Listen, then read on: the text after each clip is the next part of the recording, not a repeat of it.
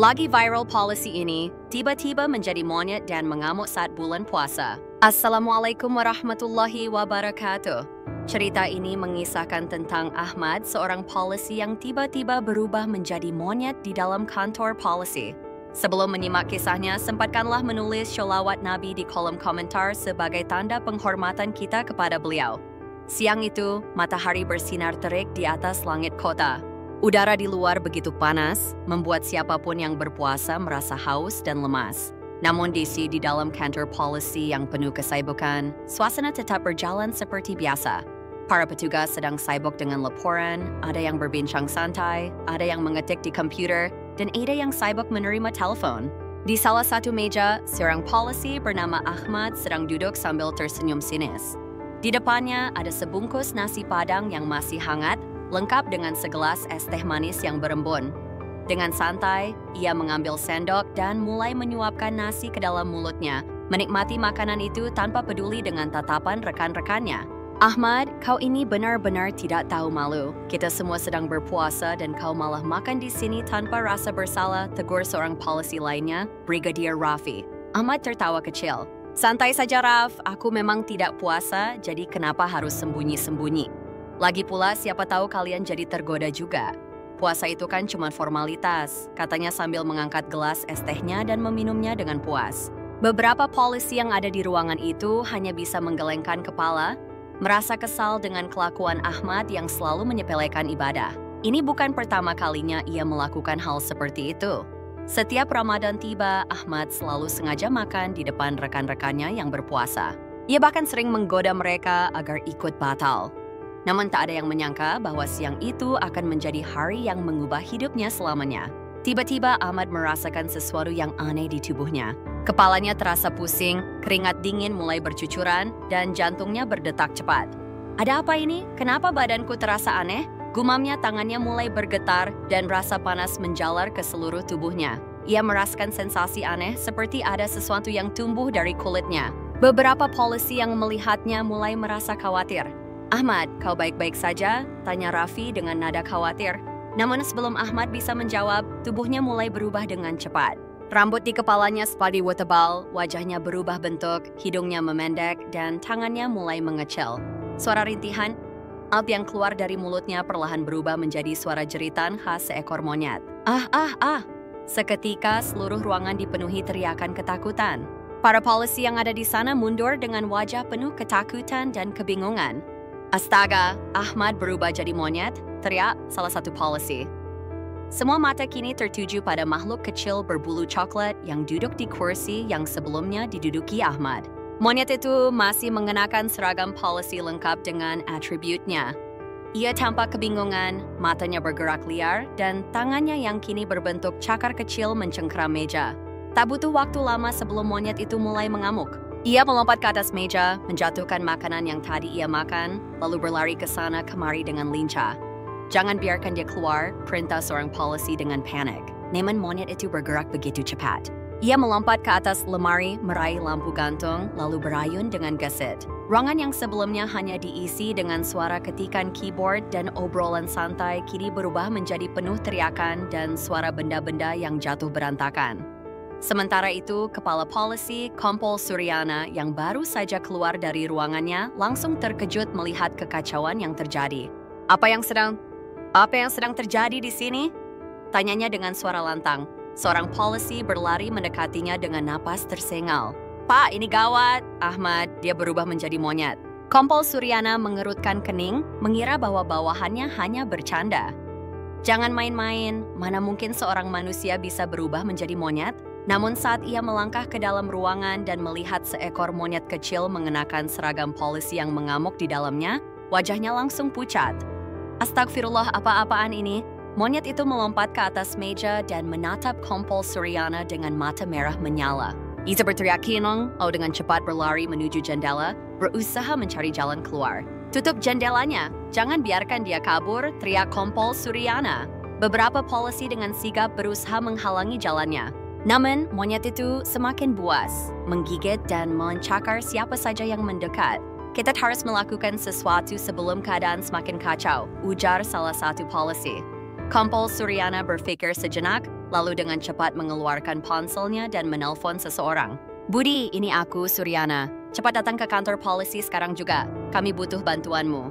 Ada kejadian yang sangat aneh di sini. Di seberang telepon, suara berat Letnan Budi terdengar penuh kebingungan. Apa yang terjadi? Aku tidak bisa menjelaskannya sekarang. Pokoknya, bawa peralatanmu. Segera. Tanpa menunggu lama, Kompol Suryana menutup teleponnya dan menatap ke arah monyet yang masih mengamuk.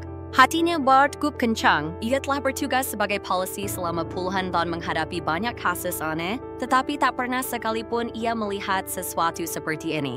Dan yang lebih mengerikan, ia merasa bahwa ini bukan sekadar kebetulan.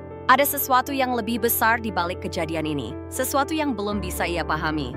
Ruangan kantor polisi berubah menjadi medan kekacauan. RC penting berserakan di lantai, meja-meja terbalik, dan suara pecahan kaca terdengar di mana-mana.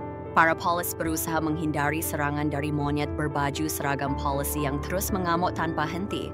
Monyet itu yang sebelumnya adalah Ahmad, kini melompat-lompat liar dengan gerakan yang sangat gesit. Ia naik ke atas lemari, lalu melompat ke meja kerja, membuat komputer dan berkas-berkas berjatuhan. Ia berteriak-teriak dengan suara khas monyet, penuh kemarahan dan ketakutan. Jangan biarkan dia keluar, teriak Kompol Suryana.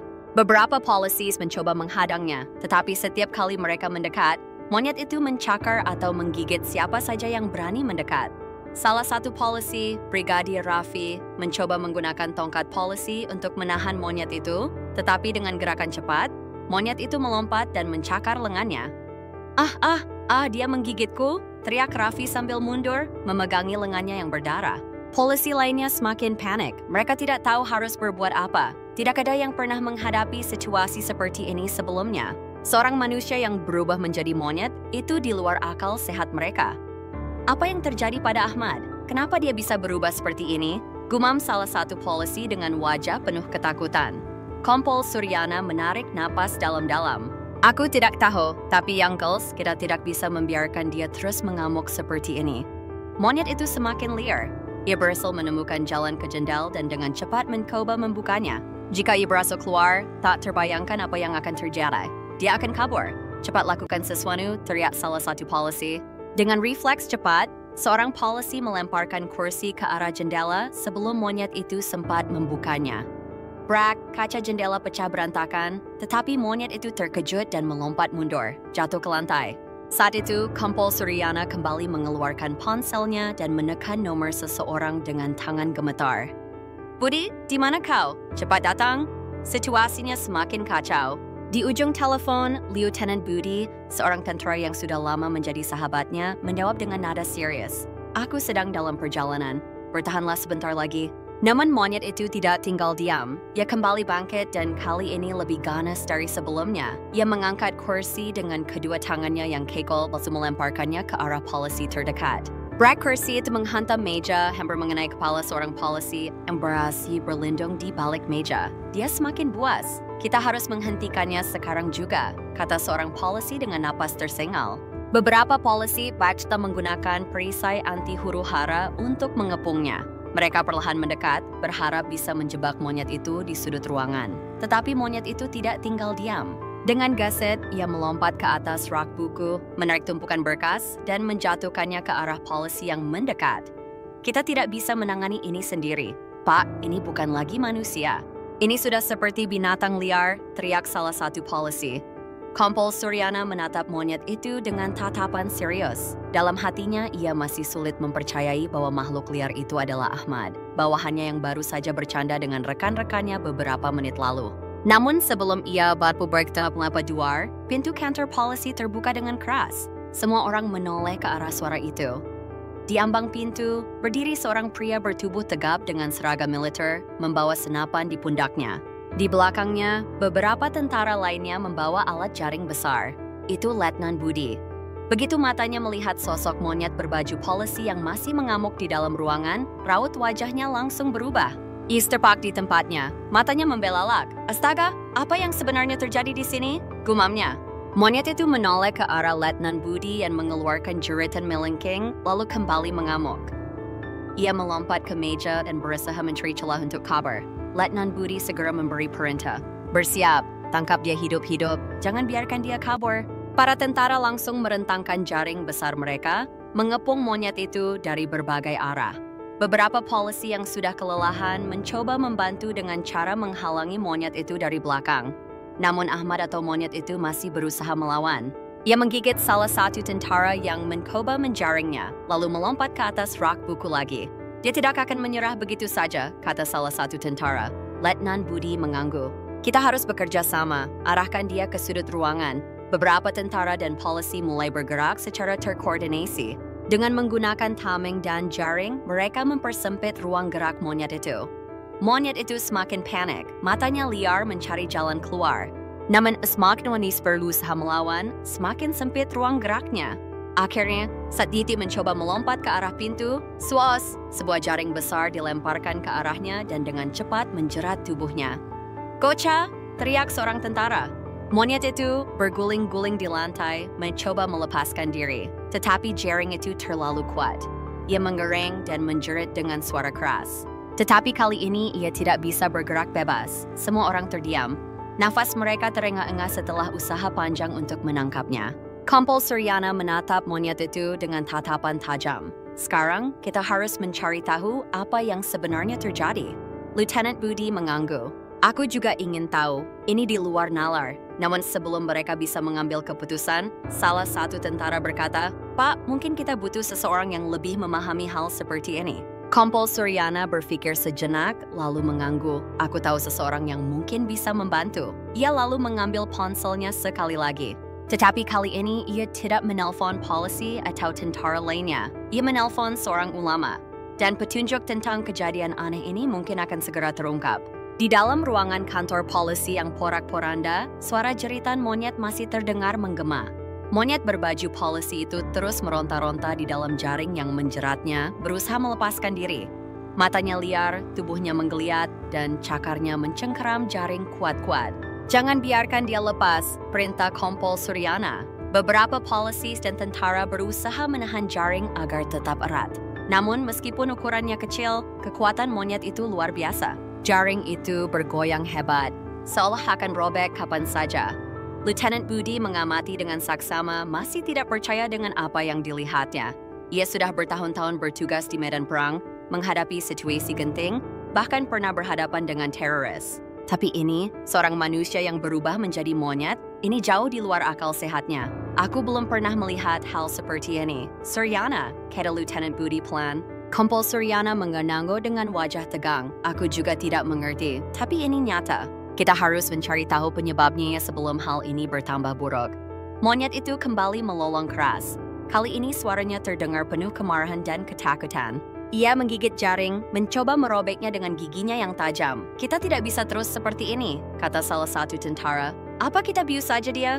Lieutenant Budi menggeleng. Kita bahkan tidak tahu apakah obat bias akan bekerja pada makhluk seperti ini. Lagi pula, bagaimana kalau dia berubah kembali menjadi manusia saat kita membiusnya? Bisa-bisa kita membahayakan nyawanya. Kompol Suryana menghela napas panjang. Aku sudah menelpon seseorang yang mungkin bisa membantu. Kita harus menunggu. Sementara itu, para polisi lain hanya bisa menatap dengan wajah tegang. Mereka berbisik satu sama lain, mencoba memahami apa yang sebenarnya terjadi. Apa mungkin ini sejenis kutukan? Bisik salah satu polisi. Kau bercanda? Ini bukan film horor, sahut polisi lainnya. Tapi kau lihat sendiri kan, dia berubah tepat setelah makan siang di bulan Ramadan, dan kau tahu sendiri dia memang suka mengejek orang yang berpuasa. Ucapan itu membuat beberapa polisi terdiam. Mereka saling bertukar pandang, seolah mulai menyadari sesuatu. Tak lama kemudian, suara deret pintu terdengar. Seorang pria tua berjubah putih dengan serban di kepalanya, masuk ke dalam ruangan dengan langkah tenang. Matanya tajam dan penuh kewibawaan. Dialah Ustaz Rahman, ulama yang diminta datang oleh Kompol Suryana. Begitu melihat keadaan ruangan yang berantakan dan monyet yang masih meronta di dalam jaring, Ustaz Rahman terdiam sejenak. Tatapannya penuh tanda tanya, tetapi ia tetap tenang. Assalamualaikum, ucapnya dengan suara dalam dan berwibawa. Para polisi dan tentara segera menjawab salamnya dengan penuh hormat. Waalaikumsalam Ustaz. Kompol Suryana melangkah maju.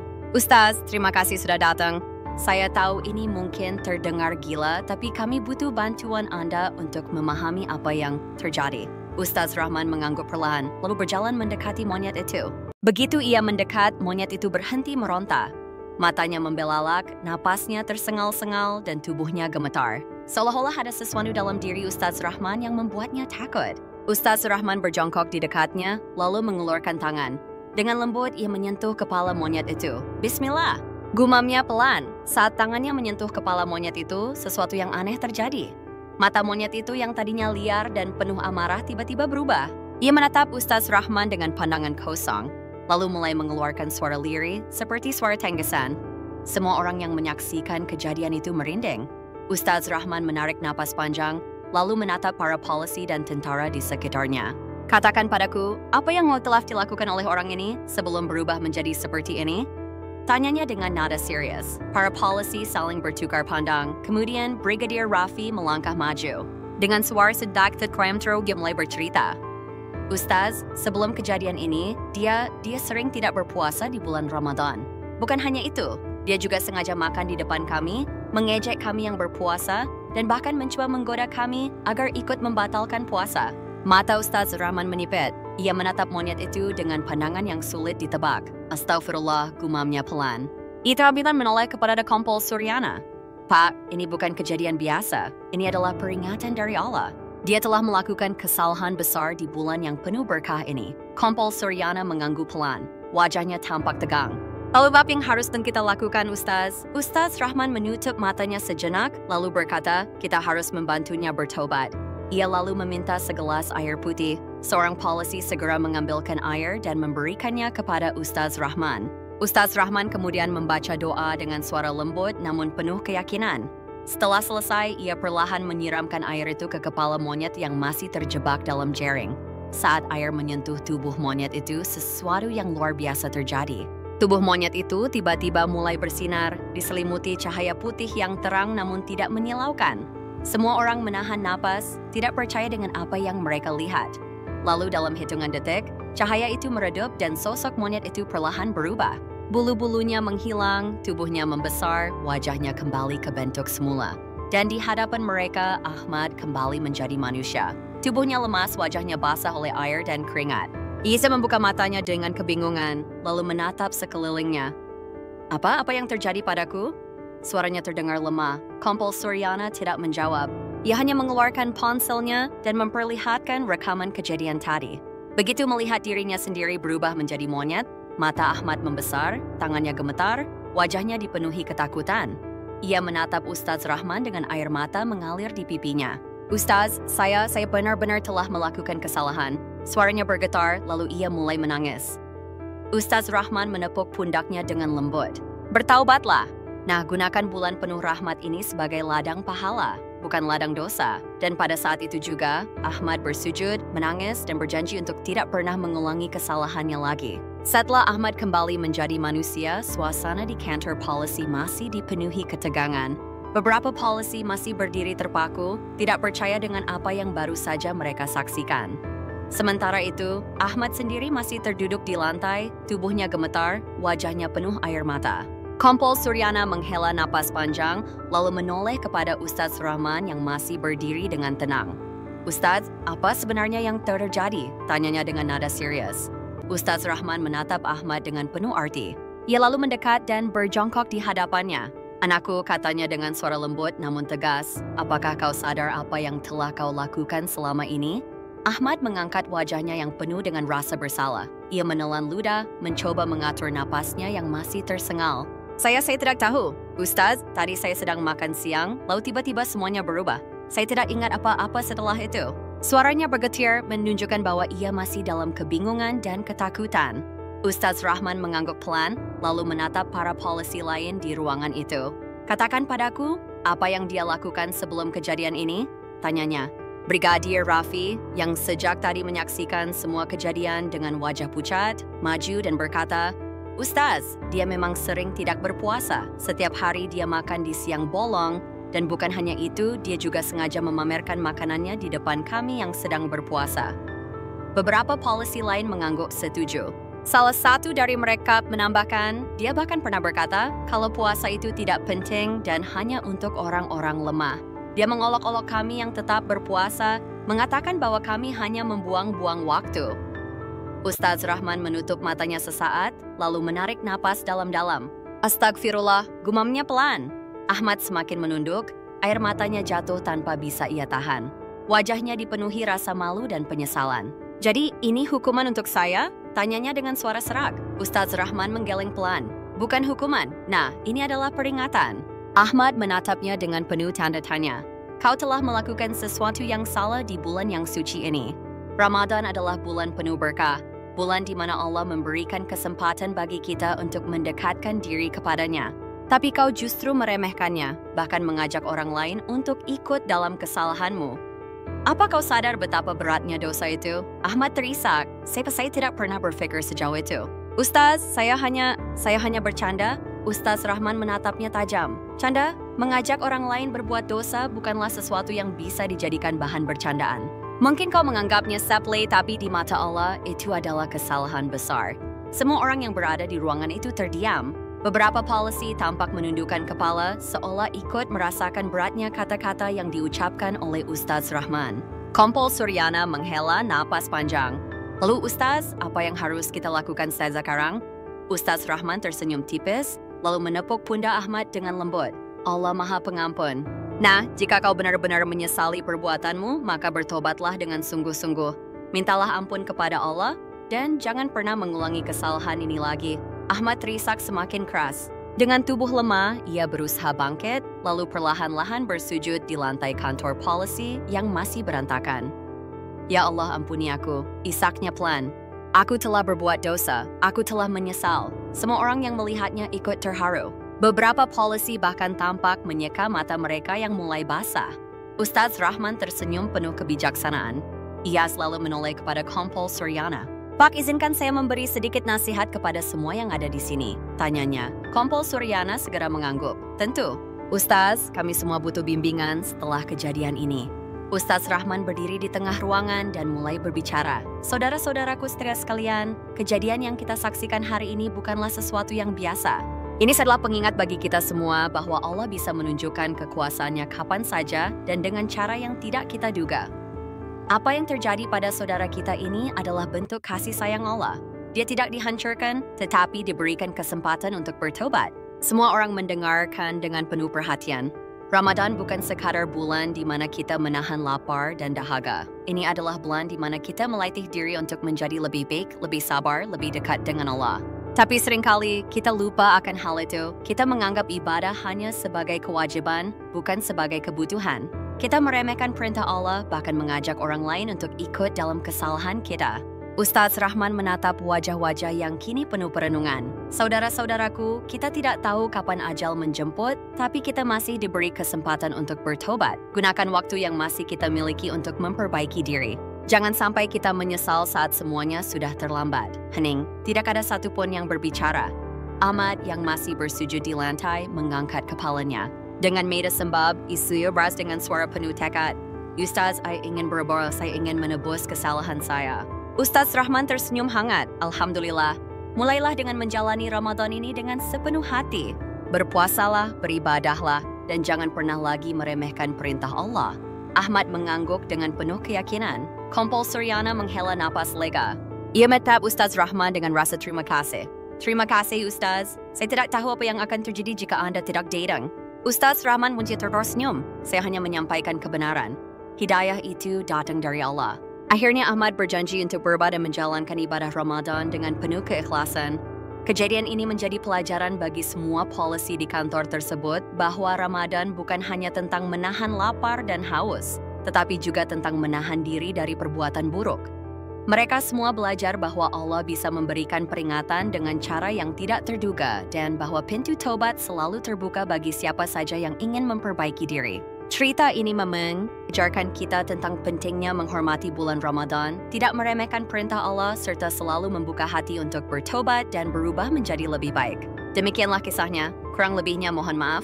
Jangan lupa subscribe, like, dan tulis sholawat Nabi.